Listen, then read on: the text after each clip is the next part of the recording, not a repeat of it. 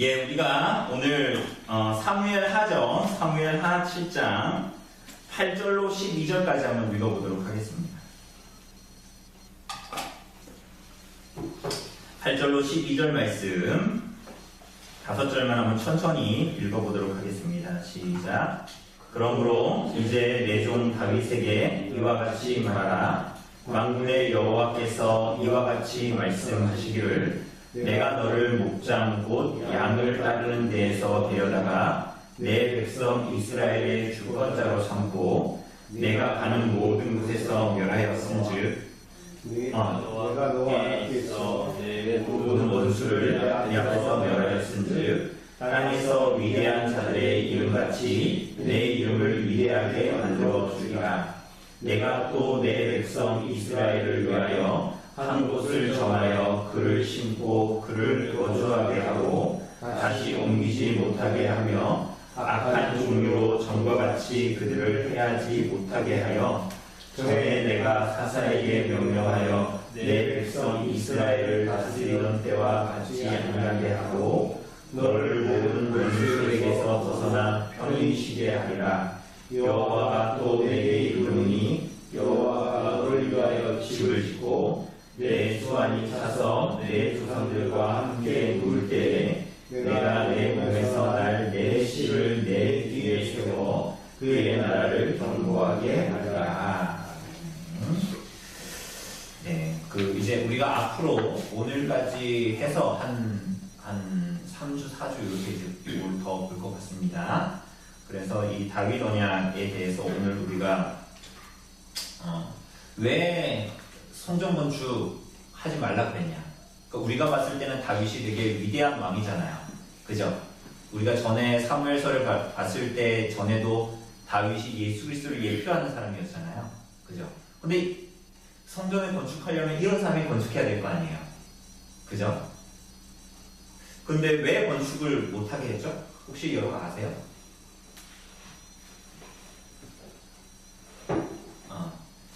우리가 그냥 표면적인 이 말로 뭐라고 하면 피를 많이 흘렸다, 전쟁을 했다 이렇게 얘기하거든요. 근데 우리가 이제 그렇게 생각하는 거예요. 그러면 다윗은 전쟁을 많이 해가지고 피를 많이 흘린 그 사실 때문에 성전을 짓지 못하는구나 라고 오해할 수 있지만 사실 그게 아니고 그 이유들, 그게 이제 성전과 안식의 문제하고 좀 연결해서 좀 그걸 볼 수가 있습니다. 그리고 이제 그게 오늘 우리들에게 대체 어떤 의미인가 그 얘기할 거고요. 다음 주에는 이어서 뭘 할 거냐면요, 다윗의 언약이 오늘 우리들은 어떤 언약 가운데 있다고 얘기합니까? 성찬식 때 특별히 많이 얘기하죠. 무슨 언약입니까? 은혜 언약인데 그 예수님께서 세우신 말로 얘기하면 이 언약이 새 언약이잖아요. 그죠? 그게 그러니까 오늘 우리들과 무슨 관계가 있는가? 그러니까 성찬하고 또 무슨 관계가 있는가? 왜냐하면 성찬 자체가 이 언약을 얘기하는 거잖아요. 그것이 다윗 언약과 대체 어떤 연계성을 가지고 있는가? 그거를 이제 다음 주에 좀 더 구체적으로 이제 하도록 하겠습니다. 오늘은 어쨌거나 다윗의 성전 건축에 대한 이야기, 그가 하지 못한 이유, 그리고 나중에는 왜 성전을 건축했는데 그 아들 솔로몬이 지었잖아요. 근데 왜 이스라엘 나라가 망하게 되었는가? 그죠? 그게 궁금하잖아요. 왜 이렇게 다윗 언약까지 세우고 그렇게 했는데 지금 솔로몬의 성전이 지금 뭐 한 3왕까지도 못 가고 지금 이제 무너져버리는 수순을 밟지 않습니까? 왜 그렇게 됐는가? 그 내용을 언약하고 관계해서 보도록 하죠. 우선 제가 한번 천천히 이제 초두부터 좀 읽어보도록 할게요. 네. 다윗은 자신이 백향목 궁에 거하는 것처럼 하나님도 훌륭한 집에 계셔야 한다고 생각했다. 하나님께 좋은 것을 드려야 한다는 생각은 본받을 만한 것이나 여기서 다윗은 하나님을 인간적으로 생각했다는 데에 문제가 있다. 다윗이 의도한 것은 아닐 수 있지만 그것은 하나님을 인간 수준으로 끌어내리는 시도인 것이다. 이렇게 얘기합니다. 그러니까 다윗이 다윗성을 이제 짓고 나서, 그죠? 여기 2절에 보면 7장 2절에 읽지는 않았지만 이렇게 얘기합니다. 왕이 선지자 나단에게 이르되 볼지어다 나는 백향목 궁에 살거든 하나님의 궤는 휘장 가운데에 있도다. 그러니까 자기가 이렇게 좋은 데 있으니까 하나님도 당연히 좋은 데 있어야 하지 않겠어? 이 생각하는 겁니다. 그죠? 근데 기특해요, 안 기특해요? 그러니까 본받을 생각입니다. 이런 거는 이제 딱 1차적으로 보면 그건 참 본받을 만한 다윗의 마음이었습니다. 그죠? 그런데 하나님께서 그에게 말씀하시는 것은 뭡니까? 5절에 보니까 가서 내 종 다윗에게 말하기를, 이거 나단한테 하나님께서 말씀하시는 거잖아요. 여호와께서 이와 같이 말씀하시되 네가 나를 위하여 내가 살 집을 건축하겠느냐? 이렇게 얘기하죠.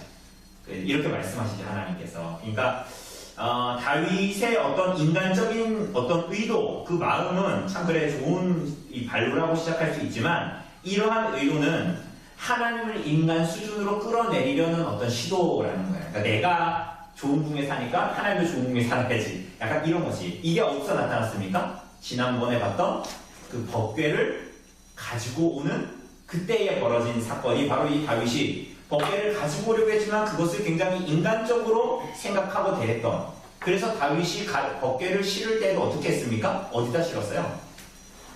새로운 술을, 새 술에 새로 만든 술에다가 올렸잖아요. 그러니까 그거 자체는 굉장히 열심히 있고 본받을 만한 마음이었단 말이에요. 그죠?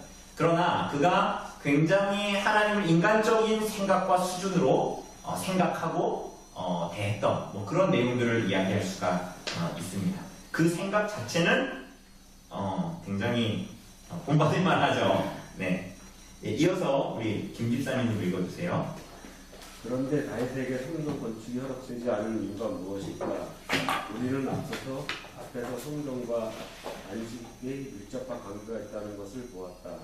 에덴 동산도 안식의 장소임과 동시에 한 것도 그의 시대에 안식이 이루어진 것과 무관하지 않다. 이 모든 장소는 궁극적으로 하나님의 통치가 세상에 참다운 안식을 가져다 준다는 것을 나타내는 것이다. 네, 요거 뭐 굳이 그냥 도식으로만 잠깐 지난번에 했던 거 그냥 다 공부했으니까, 그죠? 말씀드리면 성전과 그리고 그 이전에 에덴 동산이죠. 에덴 동산의 공통점은 뭐라고 그랬습니까? 하나님께서 원래부터 주시고자 했던 게 뭐였습니까?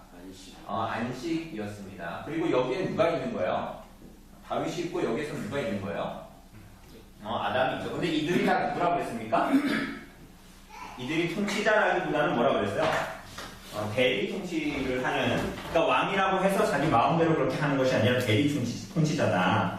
그래서 저것은 궁극적으로 하나님의 통치가 있는 곳에 참다운 안식이 있다. 그래서 이 성전은 에덴 동산으로의 회복의 어떤 과정에 있다. 뭐 이렇게 얘기했습니다. 그죠? 이어서 읽어주세요. 그렇다면 다윗이 성전을 건축하는 것은 당연한 것 아닌가? 7장 1절을 보면 여호와께서 주의 모든 원수를 무찌르사 왕으로 궁에 평안히 살게 하신 때에 라고 했다. 9절에서도 내가 가는 모든 곳에서 내가 너와 함께 있어 내 모든 원수를 내 앞에서 멸하였은즉 땅에서 위대한 자들이 이름같이 내 이름을 위대하게 만들어주리라 고 하셨다. 네, 그러니까 이게 이런저런 도식으로 보자면 당연히 성전 건축 누가 해야 된다라는 거예요. 다윗이 당연히 해야 되겠죠. 그런데 그래가지고 여기 7장 1절에도 보면 여호와께서 주위의 모든 원수를 무찌르사 왕으로 궁에 평안히 살게 하신 때 안식이 주어졌다라고 여기 제가 뭐라고 써놨습니까? 가로하고 완료형, 이미 안식을 주셨다 이렇게 얘기한 겁니다. 9절에도 뭐라 그래요? 네 모든 원수를 네 앞에서 멸하였은즉, 이것도 뭐라고요? 완료형이에요. 그러니까 이미 안식이 주어졌고 주위의 적들을 멸했다 이렇게 얘기했습니다. 그런데 읽어주세요. 11절에서는 너를 모든 원수에게서 벗어나 편히 쉬게 하리라 라고 하신. 네, 그런데 이 편히 쉬게 하리라 이것도 안식의 말인데 이게 어떤 형이라고요? 이 미완료형이라는 건 뭐냐면 여기서는 앞에서는 안식이 주어졌다, 안식이 이미 주어졌다 이렇게 얘기하는데 쉬게 하리라 라고 하니까 이미 안식이 마치 주어지지 않은 것처럼 그렇게 말씀을 하신 겁니다. 그 이상하죠? 다 이루어졌다 그러고 또 언제는 다 아직 안 이루어졌다 이렇게 말씀하시니까. 네, 읽어주세요. 평안을 주시는 하나님의 행위가 아직 끝나지 않은 일이라 나타내는 것이다. 이는 다시 현재 누리는 평안이 상대적이고 완전한 안식에 대해 불완전한 것이라는 말이다. 네, 이게 중요합니다. 이 마지막 말이 중요합니다. 그러니까 지금 다윗에게 하나님께서 주신 이 안식은 여전히 무언가를 향해서 가고 있는, 이 회복을 향해서 가고 있는 과정이라는 거예요. 그죠? 그 가운데에 다윗의 현재가 있다. 이렇게 얘기하는 겁니다. 그죠? 네. 이러한 내용은 사무엘하 7장의 위치한 문맥에서도 알 수 있는데 사무엘하 5장 17절로 25절에서는 다윗이 블레셋과 전쟁을 했고 승리했다고 전한다. 그러나 사무엘하 8장 1절에서는 그 후에 다윗이 블레셋 사람들을 쳐서 성공을 받고 블레셋 사람들의 손에서 메덱 맘마를 빼앗았느니라고 하면서 완전히 정복했다고 말한다.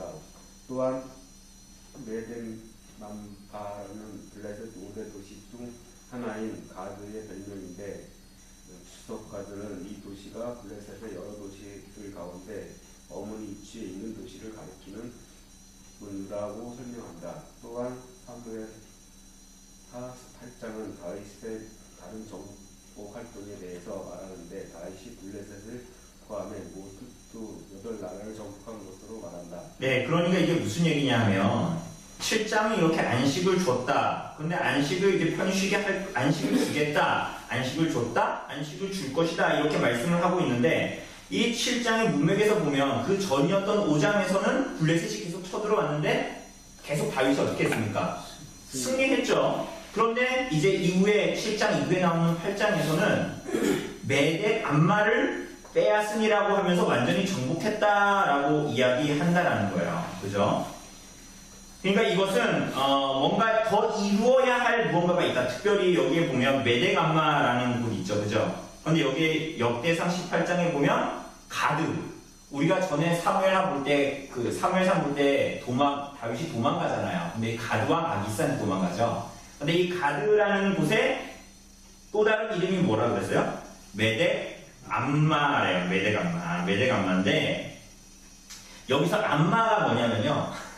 이름이 이상하죠. 이게 암마가 무슨 뜻이냐면 어머니 이런 뜻이에요. 그래서 여기에 주석가들이 어머니 위치에 있는 도시를 가리키는 의미다 이렇게 얘기했죠. 그러니까 지금 메덱 블레셋의 여러 도시들 중에 거대 도시들 중에 그 도시들 중에 어머니라고 불리는 메덱 암마 가드를 점령했다라는 것은 실상은 블레셋의 모든 것을 다 점령했다. 뭐 이런 뜻을 이런 의미를 이제 가지고 있거든요. 그래서 여기 보면 사무엘하 8장에 보면 다윗이 블레셋을 포함해 모두 8나라를 정복한 것으로 말한다. 뭐 이렇게 얘기하죠. 네, 이어서 한번 읽어주세요. 이는 사무엘하 10장 1절 9절에 언급된 다윗의 안식이 완전한 것이 아니라 여전히 더 이루어야 할 안식이 남아 있는 것. 다시 말해 다윗은 전쟁을 해야 하는 특수한 상황에 놓인 사람이었다는 것을 보여준다. 네, 이거 이해되시죠? 아까 7장 1절하고 9절에서는 안식이 완료됐다 이렇게 말씀하셨잖아요. 그죠? 그럼 전쟁이 더 있어야 돼요? 없어야 돼요? 없어야 되는데 지금 8장에서 메덱 암마를 막 전쟁하고 승리하고 정복했다 이런 얘기가 계속 나오죠? 그러니까 이상하잖아요. 전쟁 끝났다 그랬는데 지금 전쟁이 또 나오니까. 그러니까 이거 자체가 뭐냐면 다윗은 전쟁을 해야 하는 특수한 상황이라는 거예요. 근데 그게 대체 뭐냐는 거야. 네, 계속 읽어주세요. 이것이 그가 성전을 지을 수 없었던 주된 이유였다. 네, 이게 그가 성전을 지을 수 없었던 주된 이유였다 이렇게 얘기하죠. 우리 여기 열왕기상 제가 볼게요. 열왕기상 5장 3절에 보면 솔로몬이 그 두로왕 히람한테 성전 건축에 대해서 얘기하면서 이런 얘기를 합니다. 뭐라고 하냐면요. 다윗의 아들 솔로몬이 하는 얘기가 당신도 알거니와 그 두로왕 히람한테 하는 말입니다. 당신도 알거니와 내 아버지 다윗이 사방의 전쟁으로 말미암아 그의 하나님 여호와의 이름을 위하여 성전을 건축하지 못하고 여호와께서 그의 원수들을 그의 발바닥 밑에 두시기를 기다렸나이다 이렇게 얘기하죠. 그죠? 마치 이 얘기는 뭡니까? 이 전쟁이 하나님을 위한 전쟁이고 그래서 이 전쟁 여호와를 위한 전쟁 때문에 성전을 건축하지 못했다라고 얘기하는 것입니다. 그죠? 그러니까 우리가 지금까지 알고 있는 것처럼 다윗이 전쟁을 해서 피를 많이 흘리고 우리가 소위 오해하기를 나쁜 짓을 해서 성전을 못 지었다 이런 게 아니라는 거예요. 다윗에게 맡겨진 일은 여호와의 이름을 위하여 전쟁을 하는 것입니다. 그 시대에 그에게 어떻게 보면 이후에 나오는 시대의 사명이 그에게는 그 여호와의 이름을 위해서 전쟁을 하는 주변의 민족들을 없애는 세력을 죽이는 그러한 일이 다윗에게 맡겨진 일이었다라는 거예요. 그리고 이걸 반대로 얘기하는 겁니까?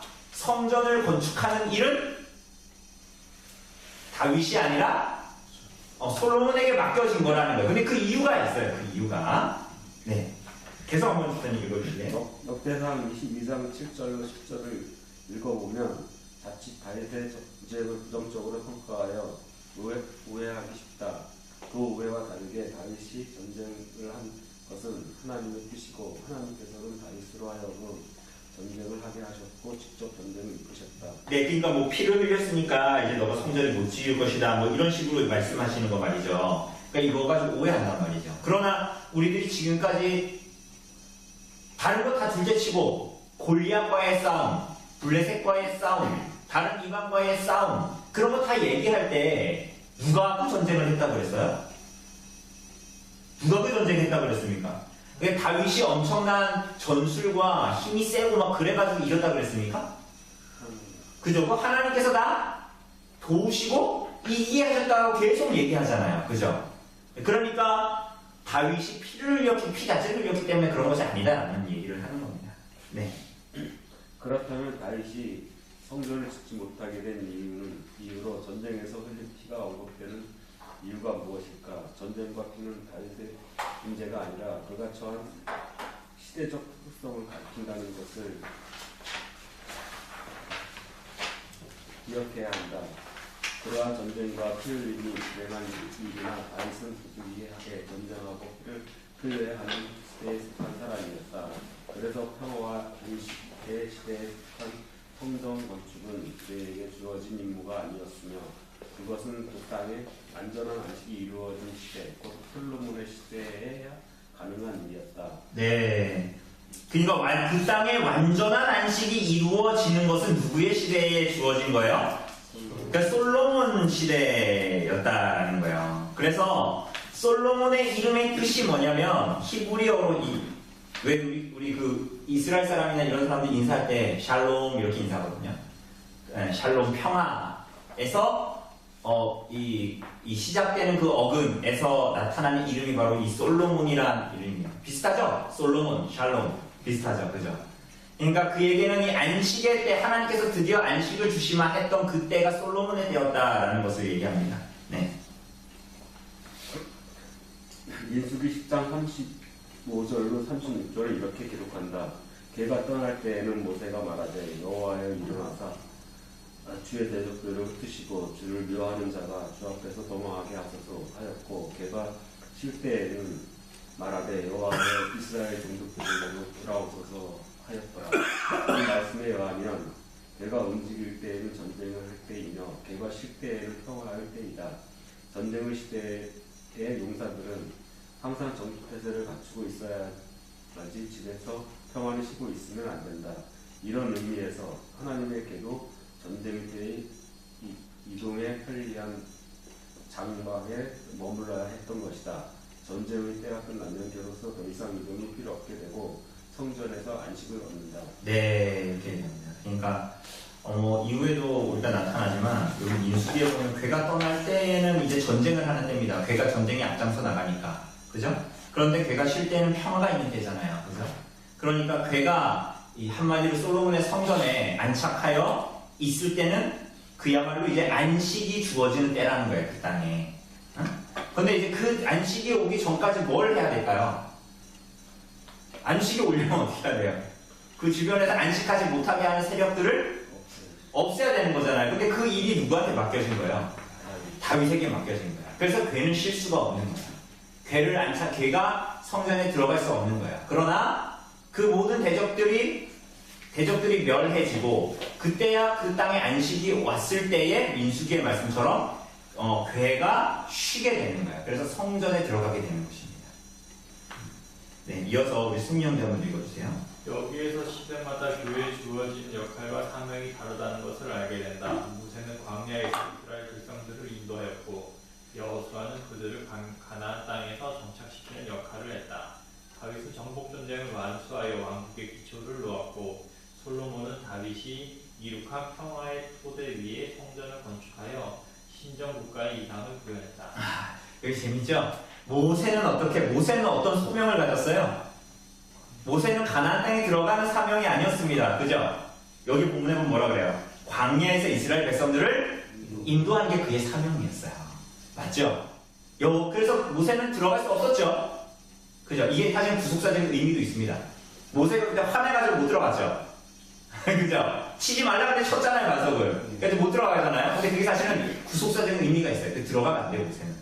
그러니까 이게 구속사적인 그가 율법을 받은 자이기 때문에 가나안 땅에 들어갈 수 없어요. 이거 나중에 제가 설명을 할 건데. 그런데 그 땅에 들어가는 것은 누구에게 속해져 있는 겁니까? 여호수아, 예슈아라고 하는 여호수아입니다. 그리고 가나안 땅에 들어가서는 다윗에게 맡겨진 일은 뭡니까? 전쟁하는 거에 왕국 기초를 놓는 거예요. 그죠? 그러니까 쉽게 얘기하면 이렇게 돌산을 터뜨리려면 먼저 다이나마이트를 쑥 넣는 게 아니라 뭘 해야 돼요? 그 아래를 막 파야 되죠. 그게 누구 일이었던 거예요? 그 다윗의 사명, 시대적 사명이었던 거예요. 그리고 거기다가 다이나마이트를 쑥 넣고 빵 폭발하는 건 누구예요?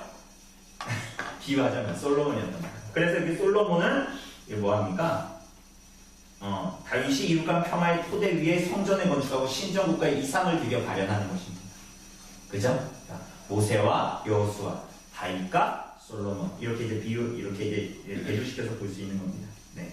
그렇다면 이 시대를 살아가는 우리에게 주어진 사명은 무엇인가? 다윗과 솔로몬의 사명에 비하여 오늘 이러한 일들이 오늘 이 시대의 교회에 어떤 신학적, 실천적 함의를 갖는 것인가? 앞에서 본 바와 같이 성도들은 예수 그리스도 안에서 성전이 되었다. 네, 요거 한번 보죠. 에베소서 2장입니다. 에베소 신약 성경. 에베소서 2장. 예, 에베소서 2장 19절에서 22절 말씀입니다. 신약 성경 312쪽에 있는 에베소서 2장 19절에서부터 22절까지. 여러분 한번 같이 읽어보죠. 같이 19절부터 22절입니다. 19절부터 2장 19절부터 22절 시작. 그러므로 이제부터 너희는 외인도 아니요 나그네도 아니요 오직 성도들과 동일한 시민이요 하나님의 권속이라. 너희는 사도들과 선지자들의 터 위에 세우심을 이룬 자라. 그리스도 예수께서 친히 모퉁이 돌이 되셨느니라.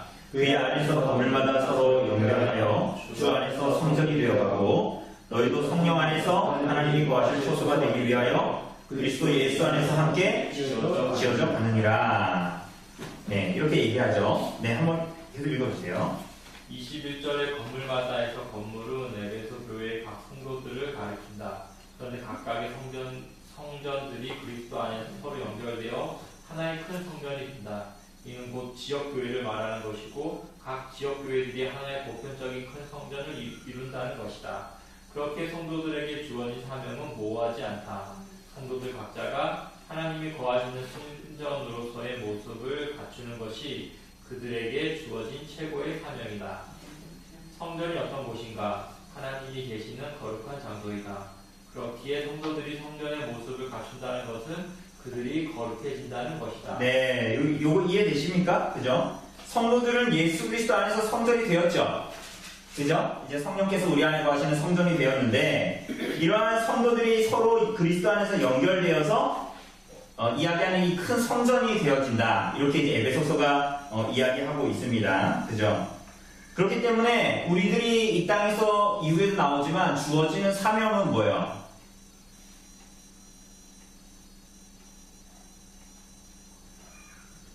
이게 나왔잖아요. 성도들 각자가 하나님이 거하신 성전으로서의 모습을 갖추는 것이다 라고 얘기하죠. 그런데 이게 뭐냐면 우리가 지난주에 설교에서도 말했다시피 지난주 설교 때 말씀드렸나요? 이 칼빈도 이야기했다시피 교회가 갖추어야 하는 모습이 하나님이 원하시는 것이 교회의 어떤 이 추구해야 되는 본질, 목표라는 것이 큰 것이 아니라 뭐라고 그랬어요? 교회의 순결이라고 했어요. 그게 뭐라면 그게 교회의 거룩함입니다. 거룩함. 그죠? 예, 이어서 한번 읽어주세요. 일체의 세속적이고 부정하고 가증한 일들을 버려야 한다. 고린도전서 3장 16절 17절. 네, 우리 고린도전서도 한번 찾아보죠. 그 앞이니까. 에베소서 앞쪽에 그러면 고린도서인데 3장 16절 17절입니다. 이게 다 성전 얘기를 지금 하고 있는 거예요. 고린도전서 3장 16절 17절 같이 읽겠습니다. 시작. 너희는 너희가 하나님의 성전인 것과 하나님의 성령이 너희 안에 계시는 것을 알지 못하느냐. 누구든지 하나님의 성전을 더럽히면 하나님이 그 사람을 멸하시리라. 하나님의 성전은 거룩하니 너희도 거룩하라. 그러니까 이게 우리가 사무엘서에서 보는 성전과 지금 우리가 예수 그리스도로 말미암아 성전된 우리, 그죠? 그것을 이제 이야기하는 것입니다. 그래서 너희가 하나님의 성전이고 너희 안에 하나님이 거하시는데 너희가 만약 하나님께서 거하시는 성전을 더럽히면 어떻게 하신다고요? 하나님이 그 사람을 멸하신다라고 이야기합니다. 자, 이어서 한번 읽어주세요. 사도 바울의 경고는 솔로몬의 성전의 문명을 생각나게 한다.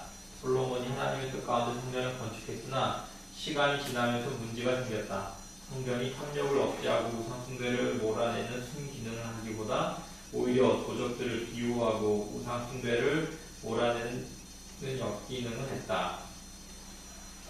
예레미야 선지자는 예레미야 7장 10절에서 사람들이 탐욕을 품고 부당한 축제를 일삼으면서 성전에 나와 우리가 구원을 얻었나이다 라고 말하는 어처구니 없는 상황을 고발한다. 열왕기 기자는 성전에서 우상 숭배까지 행해졌다고 전한다. 그 결과가 무엇인가? 성전의 파괴이되 누구든지 하나님의 성전을 더럽히면 하나님이 그 사람을 멸하시리라고 경고했던 것이다. 우리가 알다시피 이후에 솔로몬 이후에 두 왕국은 분열되고 나중에 종국적으로는 성전이 이제 멸망당하잖아요. 그죠? 근데 이게 왜 그렇게 되냐는 거예요. 여기에 보면 아까 예레미야 선지자 얘기 나오는 데 있잖아요. 그죠? 그러니까 이 사람들이 어떤 사람이 여러분께 우리가 오해하면 안 돼요. 그러니까 이제 우리 성도들 중에 그런 말 하는 분들은 없는데 옛날에 보면 자꾸 이렇게 집사님들이 자주 하는 말씀, 가끔 하는 말씀이 이 사람인지라 그런 얘기를 자꾸 하셨잖아요. 근데 이게 보면 이게 무슨 얘기인지는 알겠는데 마치 그 얘기는 오늘날 우리들에게 어떤 식으로 들리냐면 교회 안에 있는 사람들이 예수님 믿고 구원받지만 세상에서는 사실 그리스도인들처럼 살지 않아도 된다라는 면죄부처럼 그런 뉘앙스를 자꾸만 이렇게 우리가 말해지잖아요. 자꾸만. 근데 오늘 이 예레미야서를 보면 뭐라고 했어요? 선지자가 그 당시에 성도들이 어떻게 했다고요? 우리가 구원받았다고 얘기하면서 세상에 어떻게 살았다고요? 세상 사람들처럼 살았다고요. 그죠? 그러니까 예레미야 선지자가 너무 어이가 없었던 거예요. 왜냐하면 밖에서는 그렇게 나쁜 놈들 편들어주고 막 그렇게 살았으면서 탐욕을 위해서 자기 잘 되는 걸 위해서 막 살으면서 교회 와서는 뭐라고 했다고요? 자기가 뭐 어떤 사람이다? 자기 구원받은 사람이야. 이렇게 되면 어떻게 돼요? 여러분 이거는 지금 언약 가운데 나타난 역사를 말해주는 거기 때문에 새 언약 가운데 있는 우리도 두려운 마음으로 받아야 된다라고 바울이 얘기하는 거예요. 바울이 그래서 뭐라 그래요? 누구든지 하나님의 성전을 더럽히면 너희가 성전이라 불림받는 자들이면서 너희가 하나님의 거룩을 추구하지 않고 살아가면 반드시 그 성전을 어떻게 하신다고요? 멸하신다고 말씀하시는 거예요. 그래서 실제로 솔로몬의 성전은 무너지지 않습니까? 그죠? 그런 얘기를 이제 하는 거예요. 그래서 성전이 어떤 곳인가? 우리가 이러한 성전의 연계성을 가지고 있는 우리들이라면 오늘 어떻게 살아야 되는가를 얘기해 준다라는 것을 지금 말하고 있는 거예요. 네. 계속해서, 한 달락만 더 읽어주세요. 성전은 영광스러운 곳인데 왜냐하면 성전에 거하시는 하나님이 영광스러운 분이시기 때문이다. 그렇기에 신자들이 성전의 모습을 제대로 갖추면 영광스럽게 되는 것은 당연한 것이다.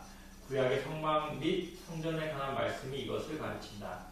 출애굽기 4장 34절 35절을 보면 40장 34절 34절 35절을 보면 성막이 건설이 되자 하나님의 영광이 그곳을 가득 채웠다고 말한다. 집에 가서 한번 찾아보세요. 여기에 구름이 회막에 덮이고 여호와의 영광이 성막에 충만했다. 여호와의 영광이 성막에 충만했다. 이 성막 짓고 나서 하는 기록이거든요. 여기에 여호와의 이 영광이 충만했다라고 2번이나 반복돼서 나타납니다. 네. 이와 유사한 일이 솔로몬 성전에서도 벌어지는데 열왕기상 8장 10절에서 11절에서 성전이 건축되고 법궤가 지성소에서 안치되었을 때 그러한 일이 나타난다. 네, 어떤 일이에요? 솔로몬 성전이 건축되고 법궤가 언약궤가 지성소에 들어갔을 때 어떤 일이 일어나면 뭐라고 써져 있냐면 이렇게 써져 있습니다. 구름이 여호와의 전에 가득함에 제사장이 그 구름으로 말미암아 능히 서서 섬기지 못하였으니 이는 여호와의 영광이 여호와의 성전에 가득함이었더라. 구약에서 특별히 이런 본문에서 이 구름이 가득했다, 구름 타고 오시리라 그러잖아요. 계시록에 보면 이런 것들이 뭐냐면 하나님의 인재를 얘기할 쓰는 겁니다. 그러니까 제사장이 섬겨야 되는데 그 구름으로 말미암아 제대로 서서 섬기지 못했어요. 왜냐하면 여호와께서 그곳에 충만히 임재하셨기 때문이다. 이렇게 얘기합니다. 네, 제가 한번 읽어볼게요. 이는 한결같이 성전에 머무는 하나님의 영광에 대해서 말한다. 이는 사도 요한이 예수님에 대해서 증거할 때에도 나타난다.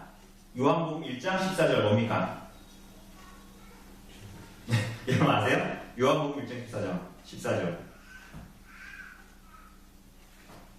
요한복음 1장 14절에 이렇게 나옵니다. 말씀이 육신이 되어 우리 가운데 거하심에 우리가 그의 영광을 보니 아버지의 독생자의 영광이요 은혜와 진리가 충만하더라. 이 사도 요한이 예수님에 대해서 이렇게 증언하죠. 이럴 때 예수님의 몸도 성전인데 그 예수님이 하나님의 영광으로 충만했다라는 거예요. 이해되십니까? 말씀이신 하나님이 예수님 가운데 거하시잖아요. 그래서 예수님에게 하나님의 영광이 충만했다, 은혜가 충만했다 이렇게 말한다고요. 그죠?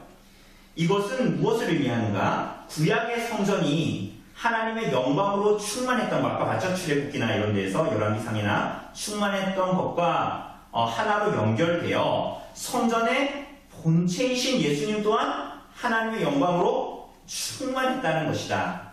교회와 성도들도 성전인데 교회와 성도들이 성전의 모습을 갖추면 영광스럽게 되는 것은 자명한 일이다. 그렇기에 교회의 미래는 밝은데 왜냐하면 하나님의 영광이 교회에 충만하게 머물 날이 다가오고 있기 때문이다. 에베소서 말씀처럼 지금 성도들이 성전으로 지어져 가는 중이고 언젠가 성전이 완성될 날이 다가오고 있고 그 날에는 온전하게 된 성도들 가운데 하나님의 영광이 충만하게 될 것이다. 이렇게 얘기합니다.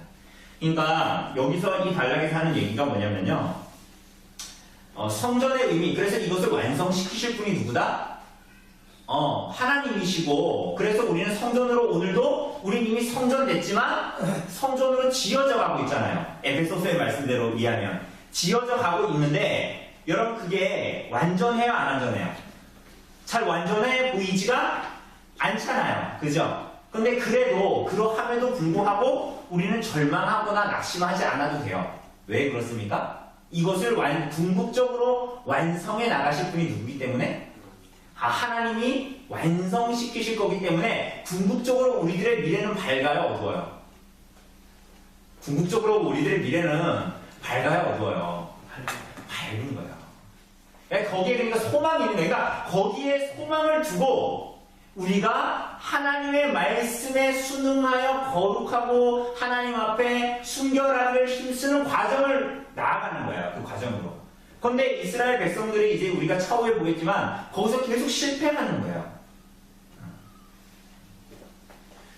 그런 것들을 이제 이야기합니다. 네, 우리 조집사님 한번 이어서 읽어주실래요? 반대로 오늘날 영광스러워할 교회와 성도가 오히려 수치를 당하는 일들이 종종 일어난다. 가장 근본적인 이유는 교회의 본연의 사명, 즉 하나님의 과실 거룩한 성전으로 지어져 가는 일을 등한시하기 때문이다. 신자의 이름을 갖고 있으면서도 삶에서는 우상 숭배를 일삼으며 환명을 쫓고 있기 때문이다. 여러분 요즘에 우리가 예수님의 비유 보잖아요. 그죠? 근데 예수님의 비유 보면서 무슨 생각하십니까? 가끔 보면 예수님의 비유를 보면 우리가 행하지 않으면 구원받지 못한다라고 얘기하는 것 같아요. 그죠? 여러분 믿음으로 구원받습니까? 행함으로 구원받습니까? 조 집사님이 정답의 핵심을 팍 찔렀어요. 믿음과 행함이 사실 하나인 거예요. 믿음과 행함으로 구원받는다라는, 조 집사님 그런 의미로 저에게 말씀하신 거 맞죠? 믿음으로 행함으로 구원받는다는 것은 뭐냐면 믿음과 행함이 사실 분리될 수 없는 거예요. 한 몸과 같은 것입니다. 그죠? 그러니까 오늘 여기에서도 보면 교회의 사명이 뭐냐? 거룩한 성전으로 지어져 가는 이 일이라는 건데, 그걸 등한시하는 삶이 뭐냐? 신자의 이름을 갖고 있으면서도 삶에서는 우상 숭배하는 거예요. 여러분 우상 숭배 하십니까? 집에 막 어제 석가탄신일 초파일이었잖아요. 석가탄신일. 그죠? 여러분 막 집에 불상이 있습니까? 저 오늘 머리하고 왔는데 계산대 앞에 항상 마리아 상이 있어요. 여러분 그런 우상 집에다 놓고 있습니까? 안 하고 있죠? 그래도 우리는 우상 숭배를 가끔 하죠? 어떨 때 우상 숭배예요? 나 자신의 유익과 이익과 하나님의 이름보다는 나의 이름을 추구하고, 때로는 하나님 아는 것이 돈이, 때로는 우리 자식이, 때로는 나 자신이 하나님보다 우위에 있고 가치의 우위에 설 때 그건 우상 숭배잖아요. 또 뭐라 그럽니까? 여기에 보면 탐욕을 줍고 있기 때문이다. 또 이렇게 얘기합니다. 네, 이어서 읽어주세요. 에스겔스 기자는 세속화의 상징인 바빌로니아에서 성전이 타게 되는 것을 처음부터 끝까지 묵도해 했던 선지자이다. 그는 선지자로 부름을 받은 지 6년째 되던 해에 여호와의 영광이 성전을 떠나는 충격적인 장면을 환상 가운데 보게 된다. 에스겔 9장 11장. 네, 여기서 이렇게 나온다는 거죠. 왜 이런 일이 일어났는가? 에스겔 8장 6절을 보면 인자야 이스라엘 족속이 행하는 일을 보느냐. 그들이 여기에서 크게 가증한 일을 행하여 나로 내 생수를 멀리 떠나게 하느니라 라고 말씀하신다. 이 말씀은 에스겔 시대에 하나님이 왜 성전을 행하실 수밖에 없었는지를 알려준다. 성전에서 행해진 각종 이성적이고 가증스러운 일 때문이다. 이는 오늘 우리들의 시대의 큰 경고이다. 그렇다면 어떻게 해야 하는가? 교회와 신자들이 본연의 사명, 즉 하나님의 거하실 거룩한 성전으로 지어져 가는 일에 충실해야 한다. 그렇다면 하나님의 영광은 우리 가운데 다시 돌아올 것이다. 에스겔 43장, 44장 이런 일이 가능했던 이유는 성전이 깨끗하게 정화되었기 때문이다. 성전은 하나님의 영광이 머무는 영광스러운 곳이다. 네, 이렇게 이제 이야기합니다. 그래서 결국 하나님이 거하실 거룩한 성전으로 지어져 가는 일에 충실해야 한다. 그리고 이런 것들을 우리가 보면 우리가 이번 주에 설교하고도 연하여 볼 수 있죠. 그죠? 우리가 선하고 아름다운, 벌써 잊어버리시진 않았죠. 그죠? 시편 133편 선하고 아름다운 교회로 이루어져 가는 것이 대체 뭔가? 라고 했을 때에 오늘 우리가 에베소서 그리고 오늘 이 본문하고도 연하여 볼 수 있는 교회와 신자들이 본연의 사명이 뭐냐? 거룩할 성전으로 지어져 가는 일에 충실해야 한다. 이렇게 얘기하고 있습니다. 네, 이어서 읽어주세요. 돌아가서 다윗의 사명은 이방의 적들과 전쟁을 하는 것이다. 예, 원래 주제로 돌아가서 이 얘기입니다. 네. 왜 그런 전쟁을 해야 하는가? 이스라엘 백성이 외세의 침략으로부터 자유로운 상태에서 하나님만을 섬기는 나라를 건설하기 위함이었다. 종교적으로 문화적으로 강력한 주변 국가의 인정을 받는 상황에서 이스라엘을 참 하나님의 계획이 이루어질 수 없었다. 가나안에 하나님만을 섬기는 거룩한 나라로 세워지는 것이 불가능하다는 말이다. 출애굽 19장 5절 6절을 보면 출애굽의 목적이 나오는데 그것은 이스라엘 백성이 하나님을 섬기는 제사장 나라와 거룩한 백성이 되는 것이다. 이 목적이 이루어지기 위해서는 이스라엘의 정체성을 위협하는 모든 세력들이 제거되어야 한다. 다윗의 전복 정령은 이것을 위한 것이었다. 네, 출애굽기 19장 5절 6절 보면 이렇게 나와요. 세계가 다 내게 속하였나니 너희가 내 말을 잘 듣고 내 언약을 지키면 너희는 모든 민족 중에서 내 소유가 되겠고 너희가 내게 대하여 제사장 나라가 되며 거룩한 백성이 되리라. 너는 이 말을 이스라엘 자손에게 전할지어다. 이렇게 나오거든요. 그러니까 여기에서 보면은 이스라엘 백성들을 출애굽시키는 이유가 뭐냐는 거예요. 여러분과 저를 구원하신 이유가 뭔지가 보여주는 거야. 하나님께서 친히 뭐라고 말씀하시냐면 제사장 나라와 거룩한 백성이 되는 것이에요. 그게 바로 출애굽의 목적, 구원의 목적, 이유가 되는 것입니다. 그러니 이것을 이 에덴 동산의 안식으로 돌아가는 과정에 있는 이 다윗의 시대에 다윗이 해야 됐던 일은 뭐냐면 이 전복 전쟁을 하는 것이었습니다. 하나님께서 주신 땅 가운데에 있는 이방인들을 죽이고 하나님의 말씀에 순종하여 몰아내는 것이었습니다. 네. 약한 세력으로부터 네, 악한 세력입니다. 악한 네. 세력으로부터 위협을 받지 않는 안전한 곳은 어디인가? 이 시작점이 되는 곳은 에덴 동산이었다. 동산이라는 말은 울타리를 친 곳이라는 뜻이다. 울타리로 안전하게 보호하는 곳이라는 말이다. 네. 그러니까 지금 다윗이 하는 일은 제사장 나라와 거룩한 백성으로 일으키려는 하나님의 목적 가운데, 계획 가운데 있는 거잖아요. 그죠? 그러니까 그 목적 가운데, 그 여정 가운데 여전히 다윗이 있는데, 그것을 이루기 위해서는 악한 세력들로부터 위협받지 않아야 되잖아요. 그게 안식이잖아요. 그죠? 그런데 그게 그냥 갑자기 나타난 게 아니라 사실은 에덴 동산에서부터 이미 그게 시작됐다. 우리가 여러 번 봤다시피. 그러니 저 동산이라는 여기서 말하는데 동산이라는 말은 무슨 뜻이라고요? 울타리를 쳤다라는 건 뭡니까? 다른 것들이 들어오지 못하도록 이제 보호된 그런 곳이라는 얘기입니다. 그죠? 그 낙원을 우리가 파라다이스 이렇게 얘기하잖아요. 그런데 그 파라다이스라는 말 자체도 어는 이제 울타리를 친 곳 이런 의미에서부터 이제 나타나는 것입니다. 그러니까 낙원, 저기서 말하는 동산 이런 것들이 다 울타리를 치고 보호돼서 안전한 곳 이런 의미를 가지고 있는 것입니다. 네.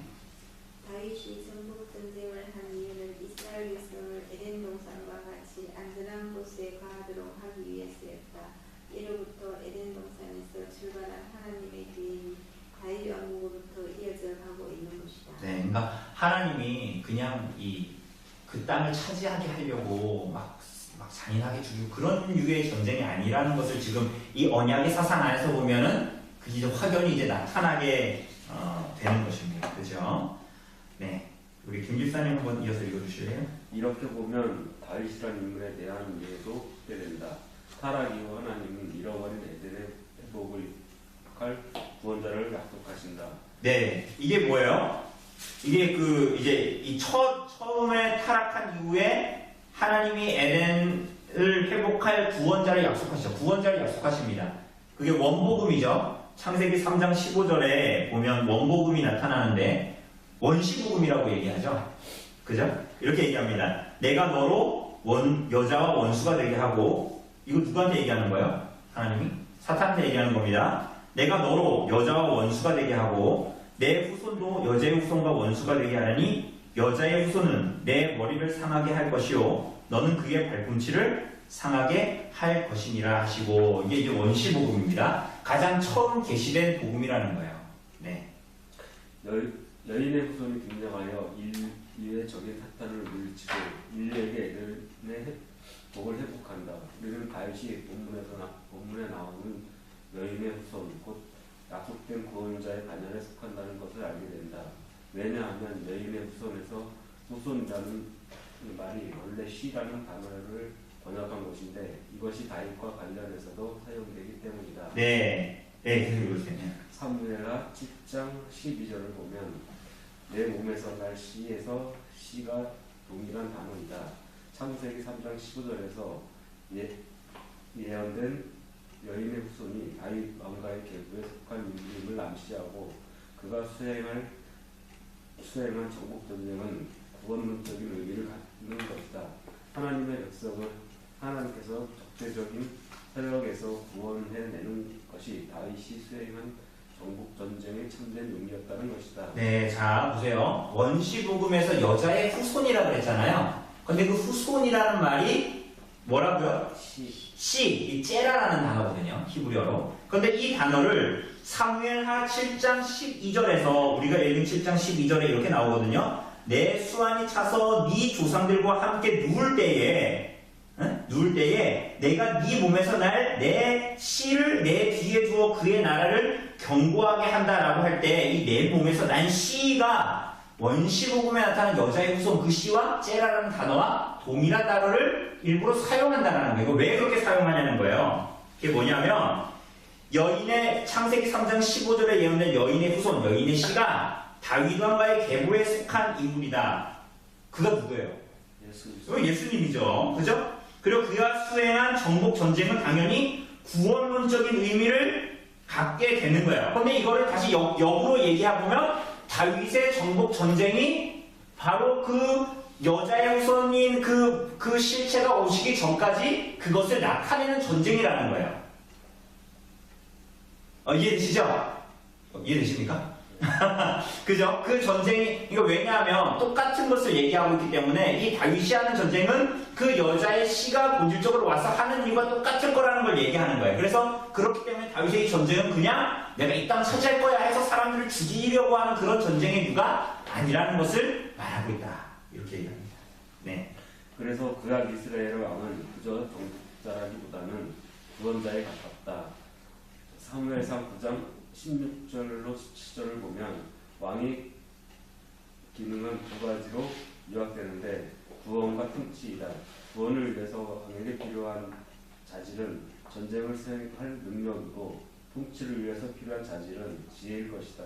그래서 솔로몬은 하나님께 지혜를 구했던 것인데 다윗은 구원자적 자질과 통치자적 자질을 모두 가진 인물이었다. 전자는 골리앗과의 싸움, 후자는 사무엘상 18장 5절로 네, 5절하고 30절. 30절. 네. 사무엘하 8장 15절을 통해서 증거된다. 네, 그러니까 이게 사무엘상 9장 16절, 17절에서 사무엘이 사울 불러가지고 얘기를 하는 거거든요. 이스라엘 백성들을 다스리고 구원해야 된다 이런 얘기를 하는데 그래서 왕한테 필요한 건 두 가지의 능력이라는 것입니다. 전쟁을 수행할 수 있는 능력과 백성들을 다스릴 수 있는 능력이에요. 될까요? 당연히 왕으로서 옳고 그름을 판단하고 분별해내서 해내야 되는 거죠. 여러분, 우리 잘 보세요. 지금 문재인 대통령이 되게 잘하죠. 그런데 이 지혜와 지식이 어디서 왔을까요? 그러니까 우리 기독교인들은 이런 걸 생각해야 되는 거예요. 고레스 왕이 이스라엘 백성들을 다시 돌아가라 했을 때 고레스 왕이 대단한 겁니까? 고레스 왕이 하나님 믿었을까요? 그렇지 않았어요. 그러니까 이게 뭐냐면 이게 여러분 본질적으로 이거 되게 중요한 거예요. 여러분 통치자들의 지혜와 지식은 하나님께로부터 와요. 응? 그러니까 어떤 한 사람으로 나타나지만 그 사람 대단하다 할 필요가 없는 것이 그 모든 것들의 지혜와 능력은 누구로부터 온다고요? 하나님께로부터 오니까 세상의 역사는 누구 거예요? 제가 거짓말하는 게 아니라 여러분 그 사무엘상에 보면 사울 나오잖아요. 그런데 사울에게서 갑자기 성령이 막 떠났다 그러죠. 성령이 들어왔다가 성령이 나갔다 막 그러는 것 같잖아요. 그런데 그게 본질적으로 뭐냐면 사울이 왕으로서 이스라엘 백성들을 다스릴 수 있는 능력을 얘기하는 거거든요. 그런데 그게 우리는 겉으로 봤을 때 그 사람의 똑똑함과 그 사람의 잘남에서 나오는 것 같지만 그게 어디로부터 말미암는다고요? 그러니까 사울이 점점 어리석어지는 거예요. 막 옆에 부하들이 봤을 때도 너무 바보 같은 짓을 하는 거죠. 왜냐하면 그에게서 성령을 거두어 가시는 것이라고 표현되어 있잖아요. 왜? 왕의 직분은 기름 부음이 있기 때문에. 그러니까 우리가 여기서도 보면 이게 이스라엘 나라의 통치에만 하는 게 아니라 모든 이 하나님의 이 온 세상을 주관하시는 분이 역사의 주관자가 하나님이시기 때문에 겉으로 나타나는 통치자들의 어떠함을 사실은 그게 하나님 거라는 거예요. 하나님 거. 어쨌거나 두 가지를 가지고 있어야 돼요. 그래서 옳고 그름을 판단하는 거. 그죠? 그리고 또 뭐 할 수 있는 거? 뭘 할 수 있는 거요? 전쟁을 할 수 있는 능력입니다. 근데 여러분 전쟁을 할 수 있는 능력이 뭡니까? 힘세야 될까요? 골리앗처럼? 사실 이게 본질적으로는 뭘 얘기하는 겁니까? 우리 골리앗과 다윗과의 싸움을 보면 이건 본질적으로 뭘 얘기하는 거예요? 그죠?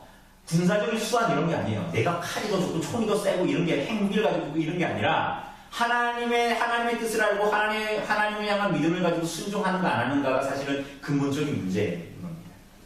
그죠? 그래서 근데 다윗은 두 개 다 가지고 있었던, 두 개 다 받았던 사람이고, 이제 거기서 물론 구원자적인 역할이 더 이제 크게 나타나죠. 네, 이어서 읽어주세요.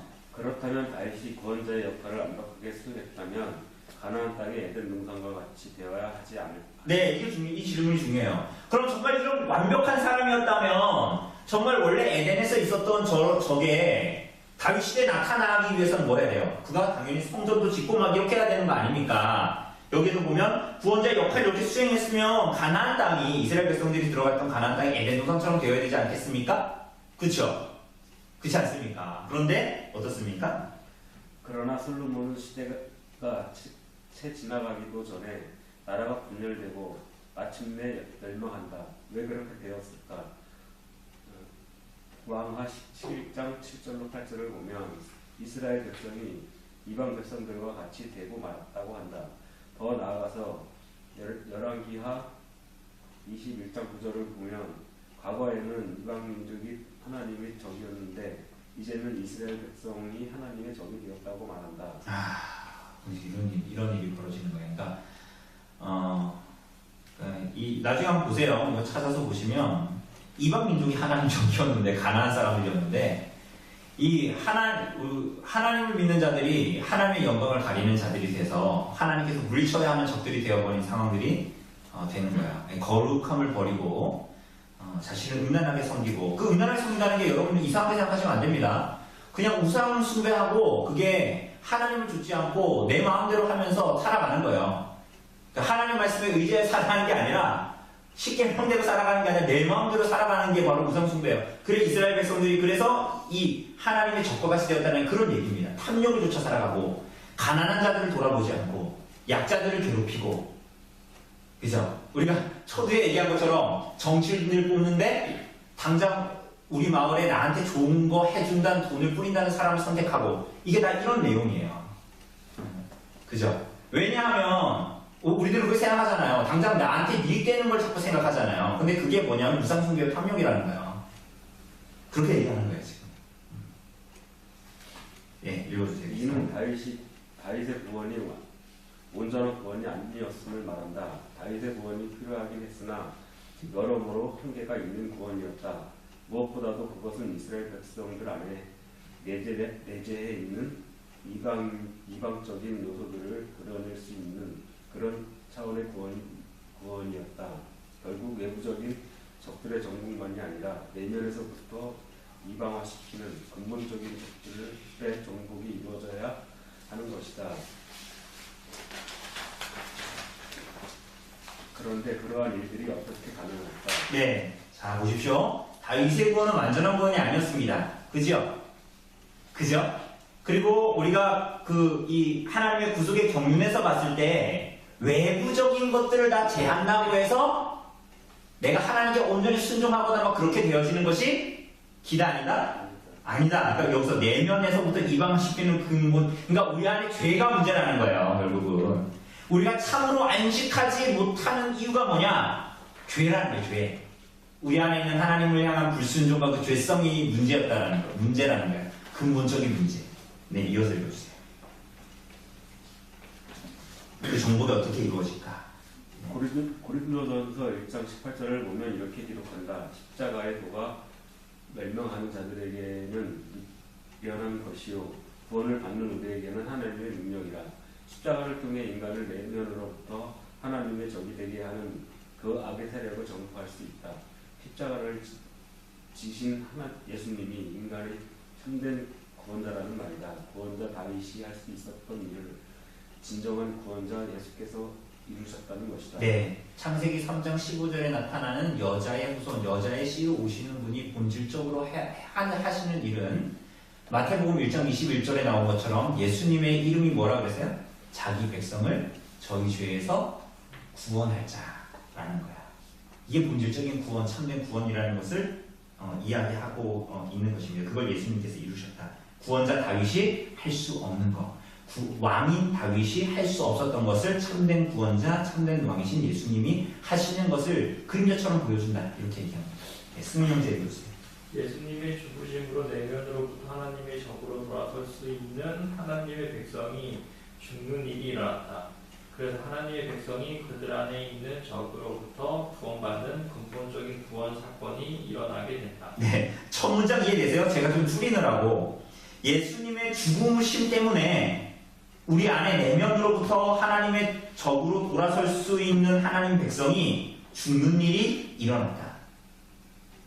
예수님의 죽으심 때문에, 그것 때문에 우리가 참으로 죽는 일이 벌어졌다는 거예요. 죄인이 죽는 일이. 그죠? 아까는 이스라엘 백성이면서도 막 오히려 하나님을 대적하는 적이 됐잖아요. 그죠? 아까 열왕기상이나 이런 데 보면. 그런데 그것을 완전히 근본적으로 없애고 새롭게 하기 위해서 예수님이 우리 대신 죽으신 것 때문에 우리가 그 안에서 죽어버렸다는 거예요. 우리 죄인이.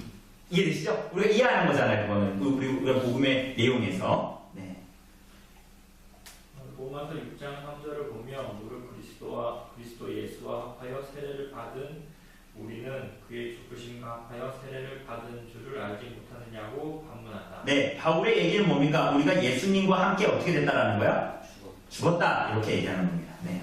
그리스도 예수와 합하여 세례를 받은 우리는 예수님을 믿어 세례를 받은 그리스도인을 말한다. 그들이 예수의 죽으심과 합하여 세례를 받았다고 한다. 즉 세례를 통해서 예수님의 죽으심에 합해지게 되었다는 것이다. 여러분, 이 세례는 우리가 받는 이 세례 얘기하는 거 아닌 거 아시죠? 죽으심의 세례라고 표현하는 거예요. 그러니까 예수님의 죽으심에 우리가 연합하여 함께 죽은 자가 되었다라고 얘기하는 것이죠. 네. 그래서 8절에서는 만일 우리가 그리스도와 함께 죽었으면 또한 그와 함께 살 줄을 믿노니라고 한다.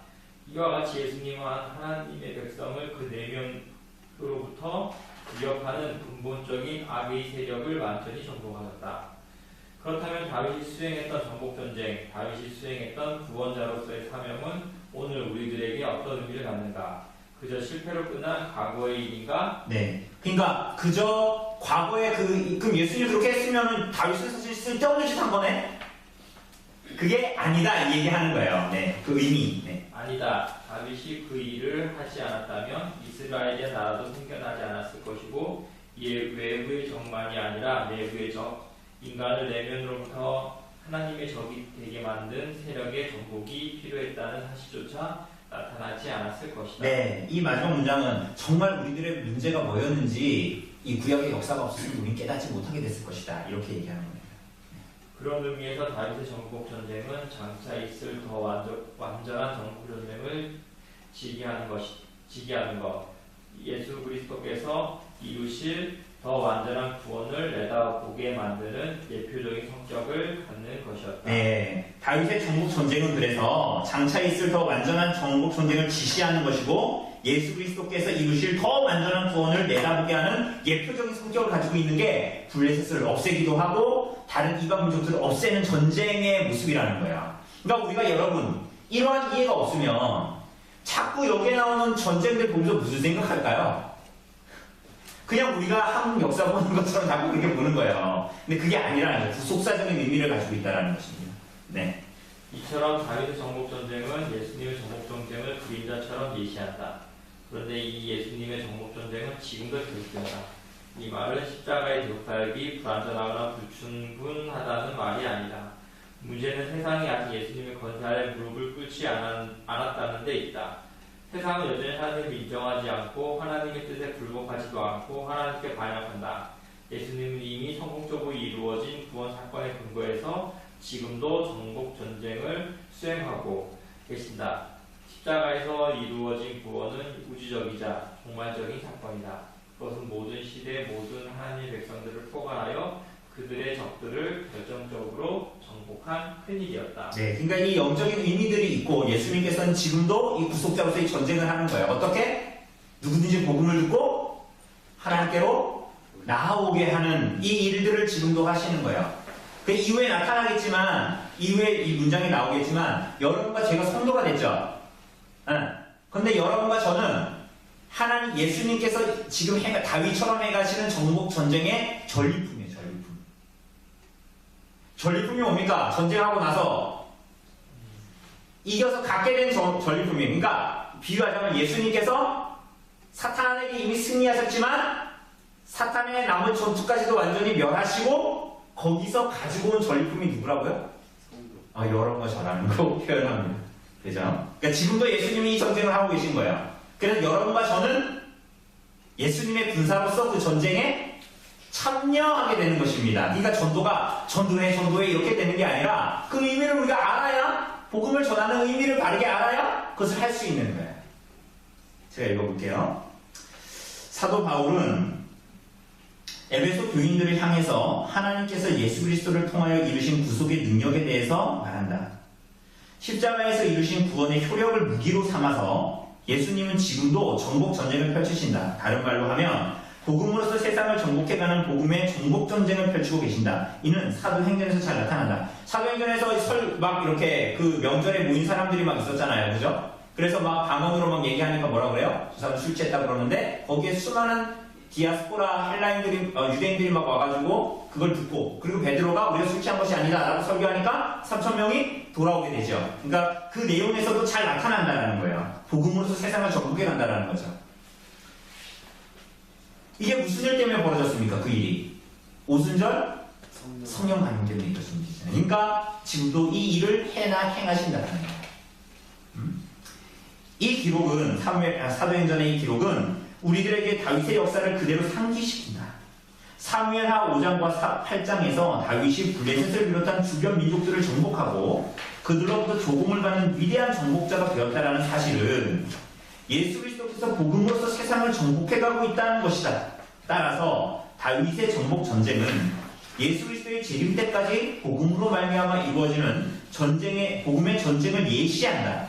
성도들은 다름 아닌 이 정복 전쟁의 전리품으로서 하나님 나라의 백성이 된 자들이다. 또한 성도들이 세상을 향해 복음을 전파하면 지금도 진행되고 있는 예수님의 정복 전쟁, 하나님의 정복 전쟁의 군사로 참가하는 영광을 얻는다. 이렇게 오늘날 우리도 복음을 듣고 복음을 전파함으로 하나님의 전쟁에 참여한다. 엄밀하게 말해서 본질적으로는 다윗도 우리와 다른 싸움을 한 것은 아니다. 다윗도 만군의 여호와의 이름으로 전장에 나가서 적들과 싸웠다. 성도들 각자 복음을 전함으로써 또한 자신을 복음에 합당한 사람이 되게 함으로써 하나님의 정복 전쟁을 완수하는 십자가의 군병에 참여한다는 사실을 기억해야 한다. 그러니까 이런 구속사적인 경륜 안에서의 다윗의 전쟁이 예표하는 것도 있지만 사실은 본질적으로는 마치 구약 백성도 제사 드려서 구원받은 게 아니라 예수 그리스도를 바라보면서 믿음으로 구원받은 것과 같이 다윗이 한 전쟁도 결국은 자기의 총과 칼로 싸운 어떤 전쟁이라기보다는 이와 같은 동일한 본질, 만군의 여호와의 이름으로 적들과 싸운 본질, 그게 오늘날 우리가 복음을 전파하는 것과 성질이 같다 다르다? 다르지 않다라는 것을 말하는 것이죠. 본질적으로 동일한 거라는 거야. 그죠? 요거 이해되시죠? 그죠? 다윗이 우리와 별개의 싸움을 한 게 아니라는 거야. 그죠? 양상은 달라. 형식은 달라. 그러나 그 본질은 똑같은 거야. 그래서 우리가 오늘 뭐 해야 되는 거예요? 먼저 자신을 복음에 합당한 사람이 되게 하고 거룩하신 하나님의 성전으로서 우리가 살아야 하고 동시에 뭐예요? 이 하나님의 정복 전쟁을 수행하고 이가 오늘 본문에 나타난 것처럼 십자가의 군병처럼 그 전쟁에 참여하는 거야. 참여하는 거. 여러분, 다윗이 전쟁할 때 그 전쟁은 누가 앞서 나갔다 그랬어요? 누가 앞서 나갔어요? 골리앗하고 전쟁하는데 사실은 누가 싸우신 거예요? 그거는 하나님이 싸우신 거잖아요. 우리도 동일하잖아요. 그래서 우리는 그 전쟁에 참여하는 자가 된다. 그래서 복음을 전해야 된다는 것입니다. 그죠? 우리가 아까 처음에 찬양할 때 무슨 찬양했습니까? 아까 찬양할 때 무슨 찬양 기억이 잘 안 나시죠? 1시간 전에 구름바다 나선이모 우리 이런 찬양 요즘에 잘 안 부르잖아요. 여기 또 뭐라 그래요? 아골 골짝 빈들에도 복음 들고 가오리다. 이거 왜 이런 찬양 안 부를까요? 이게 오늘날 이 시대의 정신이 교회를 자꾸 누르는 거예요. 그러니까 우리가 이런 언약적인 의미 안에서의 이 복음, 이 뭔가, 언약이 뭔가를 이해하지 못하니까 이런 찬송을 부르면 동의가 잘 안 되는 거야. 그죠? 우리가 예수 믿고 내가 개인적으로 구원받고 예수 믿고 나의 문제들이 많이 풀리고 예수 믿고 내가 잘 되고 병이 낫고 이런 수준의 사실 복음 아닌 복음이 아닌 거잖아요. 그런 거는 그런 것들을 자꾸만 받고 누리다 보니까 이런 것들이 안 다가오는 거야. 그게 아니라 해도 그러니까 복음은 그게 아닙니다 해도 이런 언약적인 설명이 안 되니까 이건 되게 내 어깨에 무거운 짐처럼만 여겨지는 거야. 그죠?